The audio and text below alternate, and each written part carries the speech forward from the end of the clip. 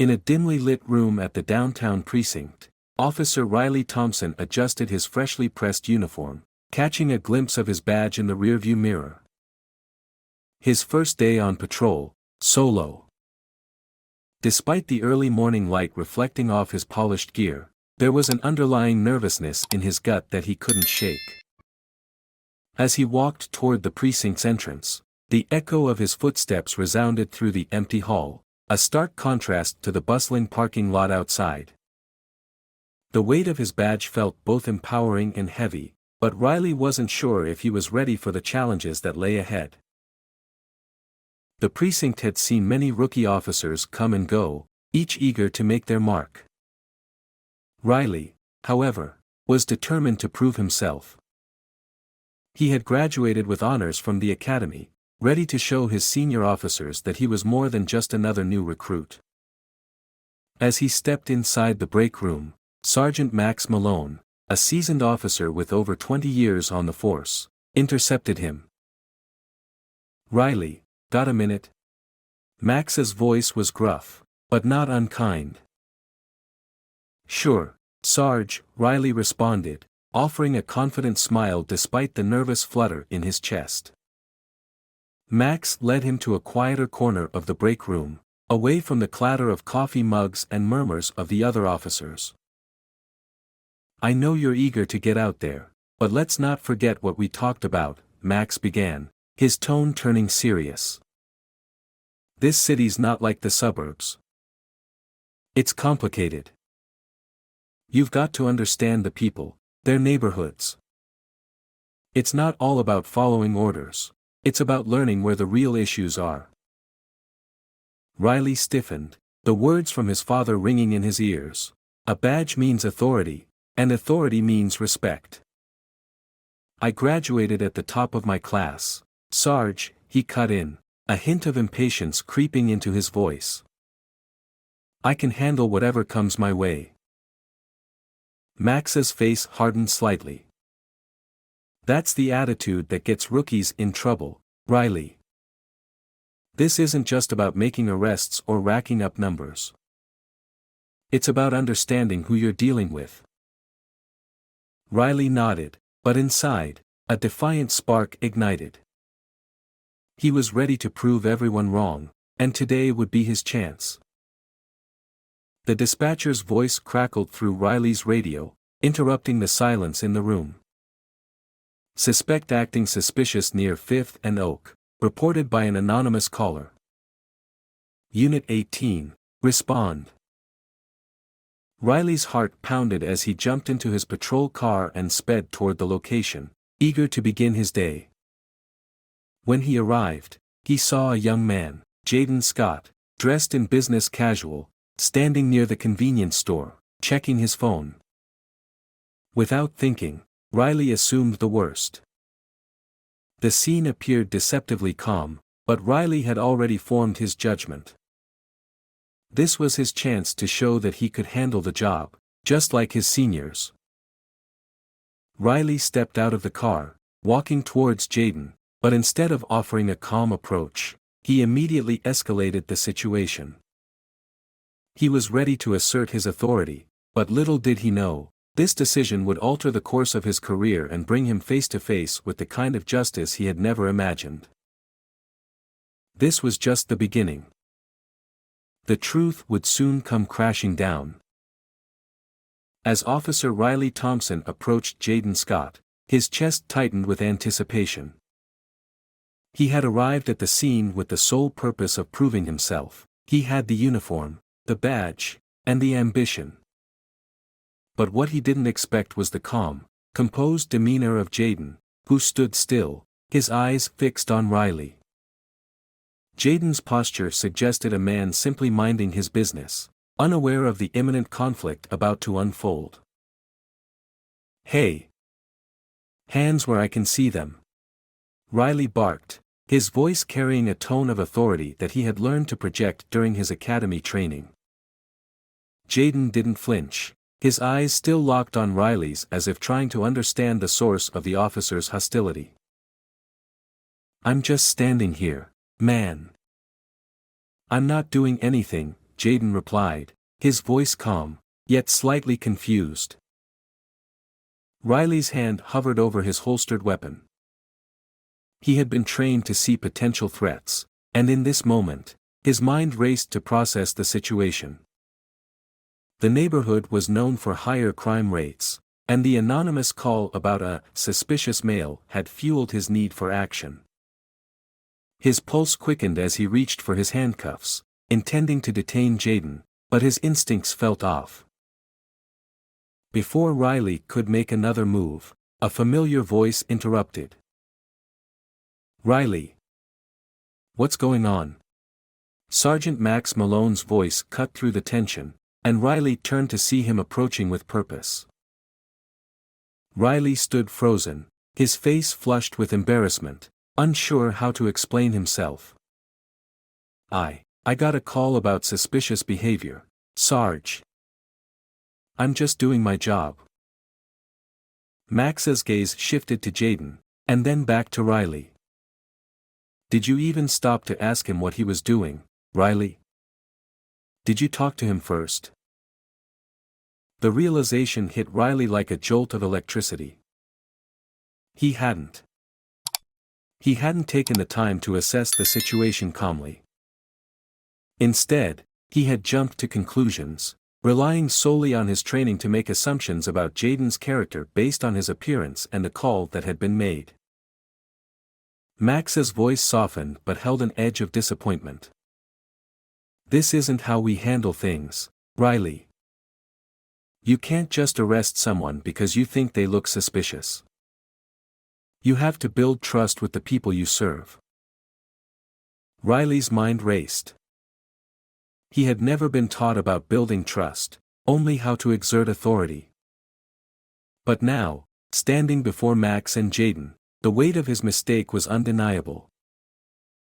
"I'm sorry," Riley muttered, his voice barely above a whisper. Max nodded, signaling for Jaden to go. Riley stood there, staring at the ground, his chest tight with the burden of failure. As Jaden walked away, Max turned to Riley. "You've got a lot to learn, kid. But the most important lesson is this: being an officer isn't about power. It's about serving your community.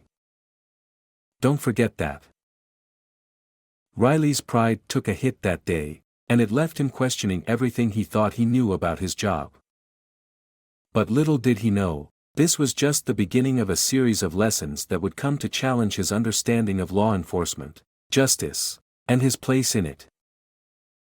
The next morning, Officer Riley Thompson stood outside the precinct, staring out at the bustling city streets, his mind still reeling from the events of the day before. He had always believed that his role as a police officer was clear-cut: uphold the law, maintain order, and exert authority when necessary. But after his encounter with Jaden Scott, he wasn't so sure anymore. His mentor, Sergeant Max Malone, had made it clear, police work wasn't just about asserting dominance. It was about community trust, and Riley had failed at that test. Riley's shift started like any other, but there was an unease in the air. As he walked into the briefing room, the familiar faces of his fellow officers stared back at him, their expressions unreadable. He could sense the subtle shift in the room: something was about to happen. "Officer Thompson," Captain Darrell Wilkins called, his deep voice echoing across the room. "Get in my office. Now." Riley's heart skipped a beat as he followed his superior's command. His mind was a swirl of uncertainty, wondering if he was in trouble for his actions the day before. As he entered Captain Wilkins' office, the door clicked shut behind him, sealing him in a small, dimly lit room with a desk piled high with paperwork. Captain Wilkins sat behind it, his face hard and unreadable. "Sit down, Riley," he said, motioning to the chair across from him. Riley sat down, his back straight, his hands clenched tightly in his lap. "Sir, about yesterday, Captain Wilkins raised a hand, cutting him off. "I'm not here to talk about yesterday's incident with Scott, Riley. That's been handled. I want to know what you think you're doing, what you've been doing in this department."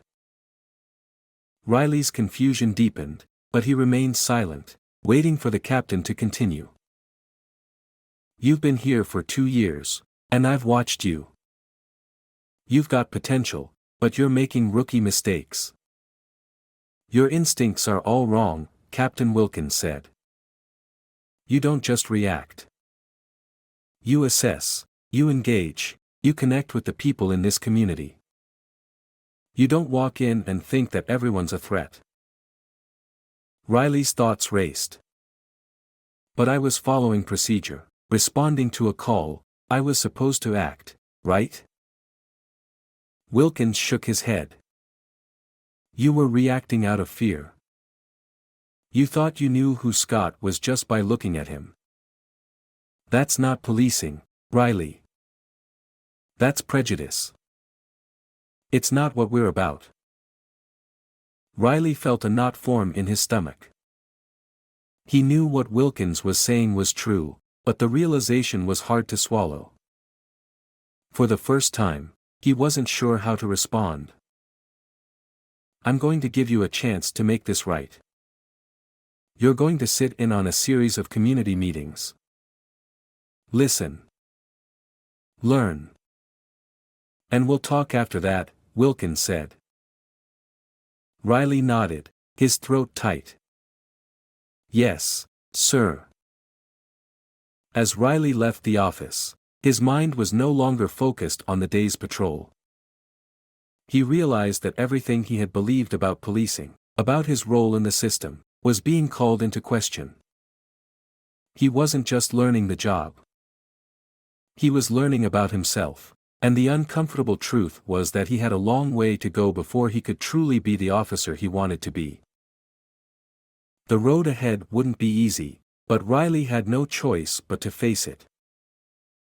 Riley Thompson had barely slept the night after his conversation with Captain Darrell Wilkins. The weight of his actions and the captain's words kept circling in his mind. He had thought he was doing the right thing, but now he wasn't so sure. As he drove to the precinct the next morning, he noticed the familiar faces of the community he served, but the usual sense of certainty he had in his role was gone. Riley felt like an outsider in his own life. Today, he was assigned to sit in on a community meeting, a recommendation by Wilkins. It was part of the department's initiative to bridge the gap between the police force and the people they were supposed to protect.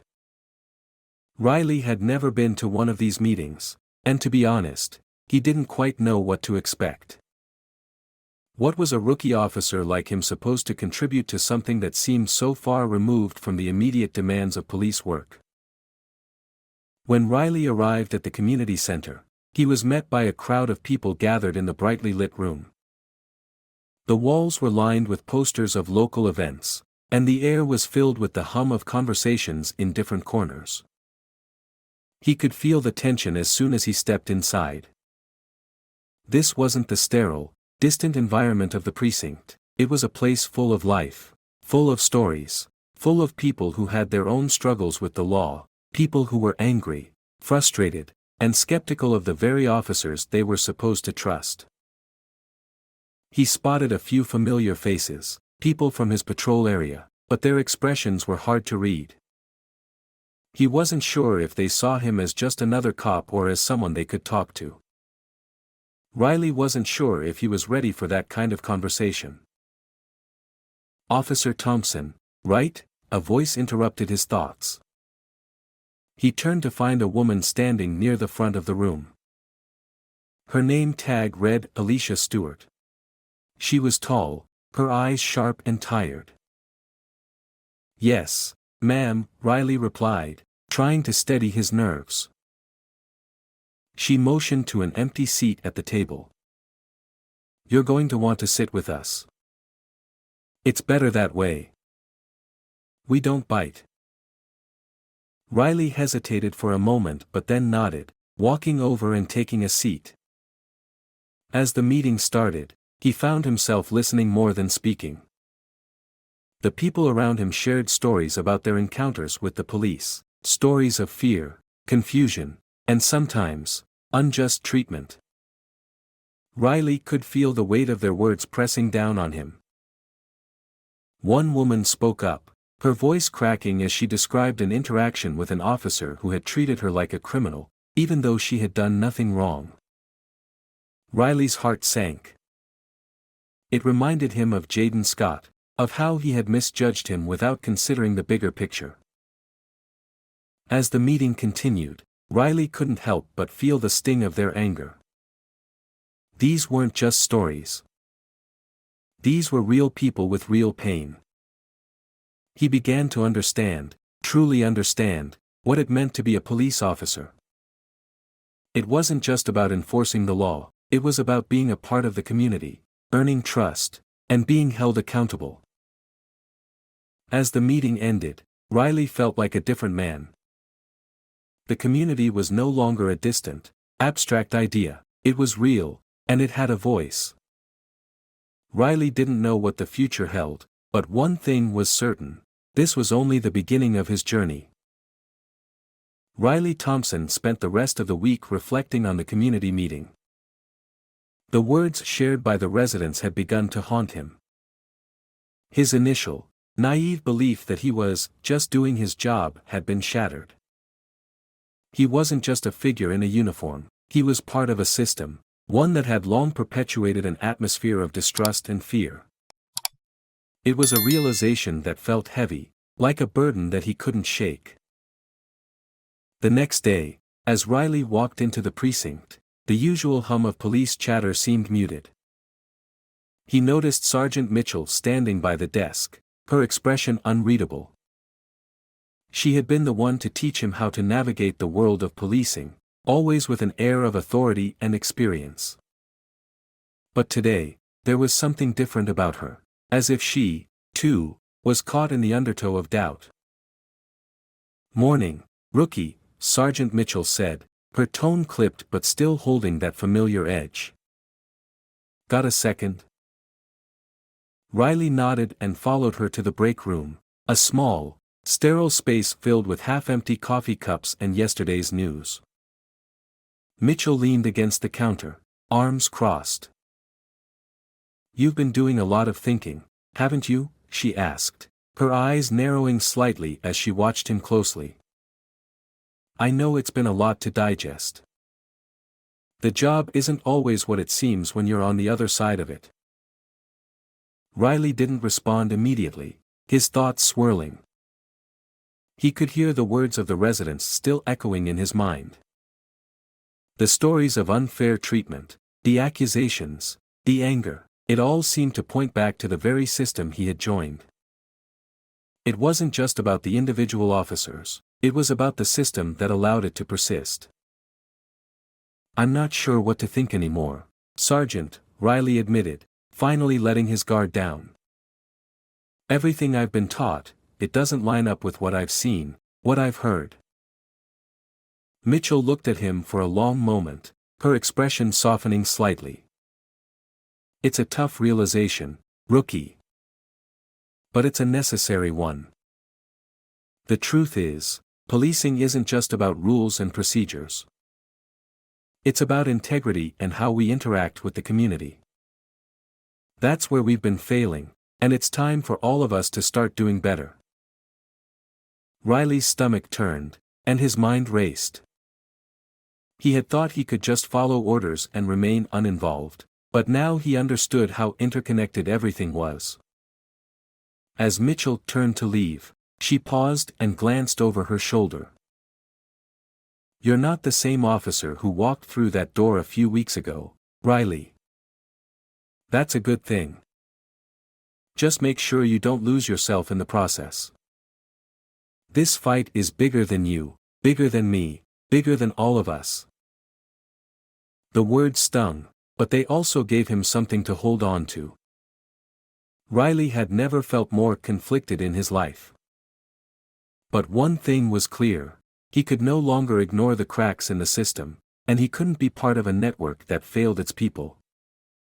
The road ahead would be difficult, but he was beginning to understand that change, real change, would require something much deeper than just policy adjustments. It would require a complete shift in mindset, one that Riley was starting to feel in his bones. As he headed out of the break room, Riley felt the weight of the world on his shoulders. There was no turning back now. Riley Thompson spent the next few days wrestling with his conscience. Every decision, every action, seemed to carry the weight of the system he had long been part of. He had been living a lie, following a playbook that, while effective in maintaining order, had fostered division and hurt. There was no escaping it now. He had seen the truth, and there was no unseeing it. He couldn't stop thinking about the community meeting and the stories of systemic abuse that had come to light. It was inescapable. Every time he passed a civilian on the street, he saw their eyes, the judgment, the fear, the resentment. They weren't just afraid of crime, they were afraid of him, and the badge he wore. The same badge he had worn so proudly only weeks ago. One afternoon, as he sat in his squad car, Riley received a call that sent his heart racing. Unit 504, we have a situation. Possible suspect in a stolen vehicle near Willow Avenue. Proceed with caution. Riley's hand shook as he gripped the radio. He could feel the weight of his uniform, of everything it represented. The siren screamed as he sped toward the location. As the car screeched to a halt, Riley saw the figure standing near a car parked on the curb. His pulse quickened as he stepped out of the car, eyes narrowing as he scanned the scene. The young man, a black teenager no older than 18, looked at him with wide eyes, his body tense. Riley approached slowly, making sure to keep his tone neutral. "Hey, what's going on here?" he asked. The teenager's eyes flicked to Riley's uniform, then to the ground. "I didn't steal anything, sir," he said quietly, the fear in his voice palpable. Riley felt the familiar urge to follow protocol, to follow the chain of command. But something inside him stopped him from continuing with the usual, suspicion-based approach. He thought back to his conversation with Sergeant Mitchell and the things he had seen during the meeting. "Just stay calm," he said, his voice softer this time. "Let's just talk." The teenager hesitated but nodded. Riley could hear the breath the kid had been holding out in relief. As he stood there, making sure not to escalate the situation, he realized just how often things could have gone differently. He had been trained to see a threat where there was none. He had been taught to approach every interaction with authority and suspicion. But now, he was learning to listen first. The teenager's hands trembled as he spoke, but they didn't move toward any weapon, nor did he make any aggressive gestures. Riley's instincts were changing, slowly, but surely. The world was more complex than his training had led him to believe. It was then that his radio crackled again. "Unit 504, we have confirmation the vehicle is clear. You are free to go." Riley nodded, feeling a rush of relief. He stepped back from the scene, but something deep inside had shifted.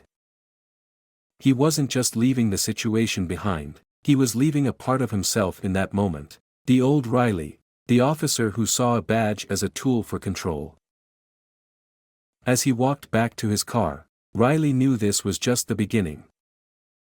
A single interaction couldn't fix years of mistrust, but it was a start, a small victory in a much bigger battle. The real work, however, was far from over. Riley Thompson sat in the dimly lit precinct office, his fingers drumming nervously on the edge of his desk. The words from his earlier interaction with the teenager kept playing in his head. He had seen firsthand how small changes could alter the course of a situation, But what if those small changes could be the start of something bigger? What if he could actually be a part of reform, of making his department the kind of place that didn't just enforce the law, but respected it? His phone buzzed, and a text from his former partner, Officer Melissa King, appeared on the screen. "I heard you're making waves. We need to talk. Meet me after your shift." Riley's stomach tightened.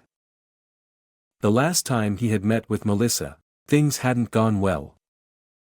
She was one of the officers still deeply entrenched in the old ways, the ones who believed that strength came from control, not empathy.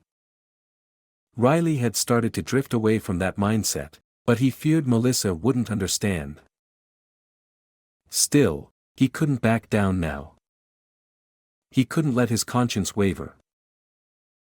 When his shift finally ended, Riley made his way to the small diner across town where he had arranged to meet Melissa.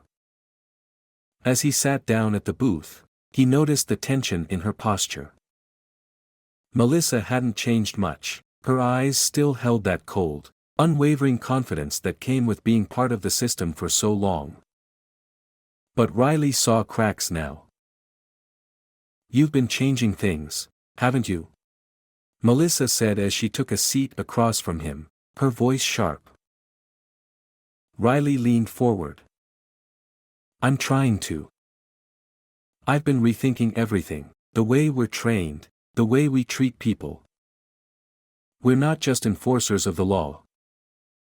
We're supposed to be protectors. But I'm starting to see that the way we've been doing things, it's only making things worse." Melissa scoffed, her arms crossed. "And you think you're going to change all that? Do you really think that's going to fix anything?" "I know it's not easy," Riley replied, his voice steady. "But I've seen how we can do better. I've seen how treating people with respect, not just as suspects, can change everything. I'm not going to be part of the problem anymore, Melissa." Melissa's expression softened, but only slightly. "You can't just leave everything behind, Riley. This system, it's not something you can walk away from without consequences." Riley sighed, his eyes searching hers. "I'm not walking away. I'm trying to make it right." The conversation lingered in the air, heavy with unspoken truths. Riley knew he had a long road ahead. But as he looked across the table at Melissa, he realized that change didn't start with perfect solutions or grand gestures. It started with small moments, like this one, where someone was willing to stand up and say, "I won't be silent anymore." The next day, as Riley arrived back at the precinct, he was met with a different kind of atmosphere. The weight of what had been happening in his department was more evident than ever. He could feel the judgment in the air, the whispers, the wary glances. But Riley was no longer afraid of what others thought of him. He had made his choice. He stepped into the break room and found Sergeant Thompson sitting with a few of the more senior officers. They looked up at him as he entered. For a moment, there was silence, the air thick with expectation. But Riley wasn't backing down. "I'm going to do things differently," Riley said, his voice clear and resolute. "And I'm going to make sure everyone in this department knows that respect comes first, before authority, before any badge." The officers exchanged uncertain glances, but Riley didn't wait for their approval. He was done waiting. He had a job to do, and this time, he was ready to do it right. Riley Thompson stood at the edge of the precinct parking lot, his eyes scanning the vast expanse of the city skyline. He was far from the officer he used to be. The decision to challenge the deep-rooted systems of corruption and bias within his department had placed him on an uncertain path. But as the sun dipped below the horizon, Riley knew that each step he took was bringing him closer to the change he had long desired. He was still haunted by his conversation with Officer Melissa King earlier that week. She had warned him of the price he would pay for questioning the status quo, but Riley was no longer afraid of consequences. He had witnessed firsthand the damage that unchecked power and biased policing had caused to innocent lives. Now, with the weight of his responsibilities pressing on him, he had to make the choice: either conform to a broken system or risk everything to be part of the solution. Inside the precinct, Riley's uniform felt tighter than ever. As he passed the hallways, whispers from his colleagues followed him like shadows. He had been increasingly vocal about reform, and some of his fellow officers weren't pleased. Still, Riley maintained his course, determined to do the right thing. He had already begun reaching out to the community, participating in outreach programs designed to mend the rift between law enforcement and the people they were supposed to protect. But those efforts would be nothing if they weren't backed by a transformation within the department itself. The day's briefing was held in the back room, and as Riley entered, the air was thick with tension. Sergeant Thompson sat at the head of the table, his face grim. Several veteran officers flanked him, their eyes not meeting Riley's. For a moment, it seemed like all eyes were on him, waiting for him to speak. "Riley," Sergeant Thompson said, his voice low. "We need to talk. You've been pushing for these changes, but the department's not ready to hear it." "I disagree," Riley replied firmly. "Change is needed. I've seen too much, too many lives affected by the system we're protecting. If we don't start making the changes now, we're no better than the criminals we arrest." A beat of silence fell over the room. Riley's words hung in the air like an ultimatum. He had crossed a line, and now there was no turning back. Sergeant Thompson leaned back in his chair, studying Riley for a long moment. Finally, he spoke, his tone softer. "I see you've made up your mind. But you'll have to fight harder than you think. Not everyone is going to be on your side." Riley nodded. "I'm ready for that. And I'll keep fighting, for the people, for the truth." As Riley walked out of the room, he couldn't shake the feeling that the real battle was just beginning. The road ahead would be long, but the first seeds of change had been planted. And no matter the opposition, Riley was determined to see it through.